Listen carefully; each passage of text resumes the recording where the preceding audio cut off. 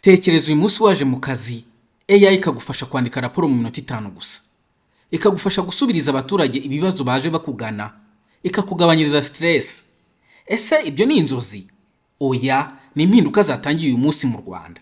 Muri iyi video ndakubwira uko AI igiye guhindura imikorere ya serivisi za leta n'icyo wowe nk'umukozi wa leta ugomba gukora udasigaye inyuma.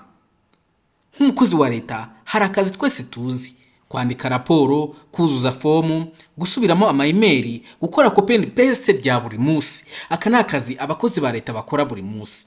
AI cyangwa se ikijyanye n'ikoranabuhanga, AI igiye guhungabanya iki kibazo, igiye kukivanaho.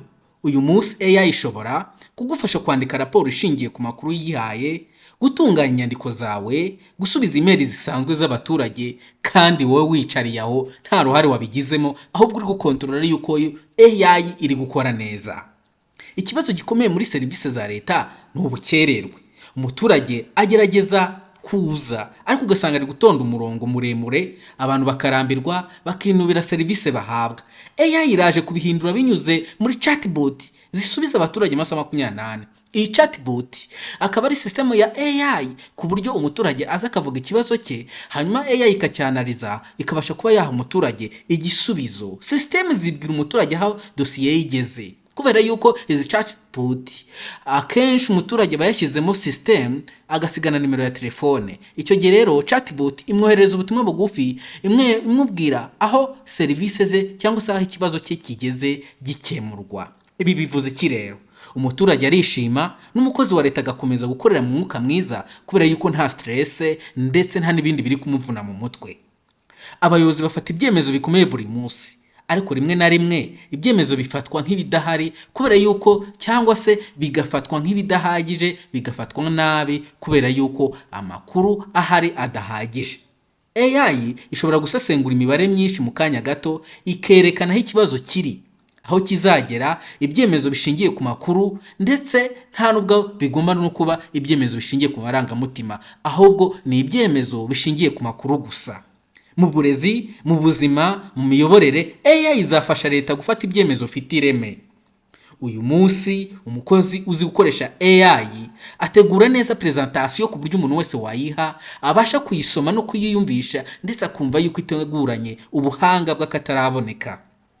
Ahindura inyandiko mu ndimi zitandukanye, akora planning y'akazi vuba, agakosora amakosa mu nyandiko, kubera yuko iyo umuntu yanditse hari yandikamo amakosa, ariko iri gukoresha AI ihita gukosorera directement ya makosa yose yarari mu nyandiko bikagenda neza. Ibi bivuze iki rero? Umukozi uzi AI aba afite advantage ku bandi, hari icyo abarusha, akora akazi neza, akora akazi mu gihe gito, atanga umusaruro, abakozi cyangwa se abamugana bose baramwishimira kubera yuko atanga serivisi nziza. Bibutse ko iyi ari ya TV, kora subscribe, komeza usangize n'abandi. AI ifite ubushobozi bwo gukurikirana icyo bita transaction, dosiye z'imikorere itandukanye.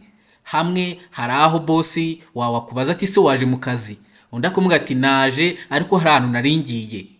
Ibi ngibi muri system ya chatbot yerekana aho umukozi ari n'icyo ari gukora na service ari gutanga. Aho abakozi babeshya abakoresha babo, ibi ntabwo bizongera kubaho mu ikoranabuhanga rya AI.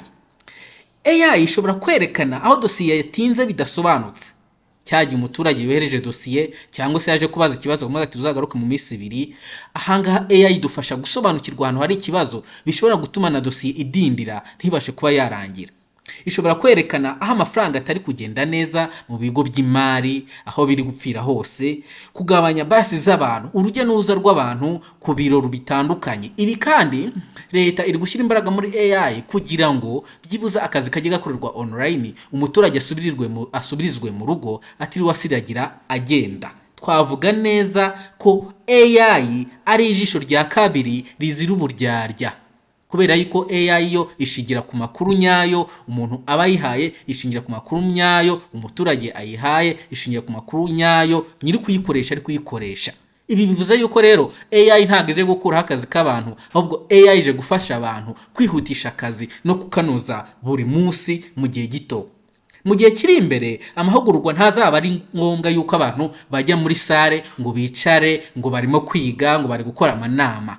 AI chatbot muzajya mujya muri system mwicare nk'abantu bari mu ishuri, mugenzi wawe akureba aho wicaye nukubagana kurebe, hanyuma babaha isomo ritambuke directement, hanyuma ikindi chatbot ihita iguha uburyo bwo gukora summary y'ibyavugiye muri ya nama, hanyuma utahe nawe hari ikintu utahanye.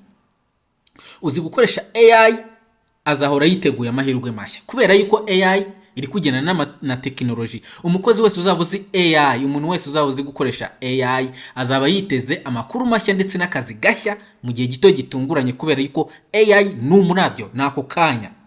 Hanyuma rero ndagira ngo mbiyasubiriremo, AI si replacement y'abantu, AI ije kugufasha. AI ikenera indangagaciro, indangagaciro ni uzazitanga. AI kugira ngo ubone izabone indangagaciro nuko ari umukozi uzaba wazishyizemo kugira ngo izo ndangagaciro zibashe kuboneka. Ikindi na amategeko, AI izakenera amategeko. Amategeko ninde yashyiraho? Na abantu, ni twebwe. AI ntago izashyiraho ayo mategeko.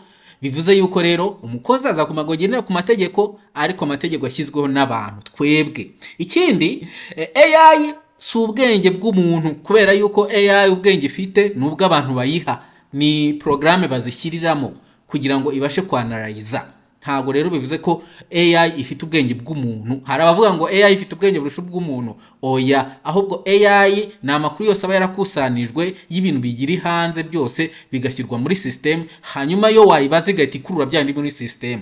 AI ntago izigera iguha amakuru atandukanye nayo ibitse cyangwa se ayo bayishyiriyemo.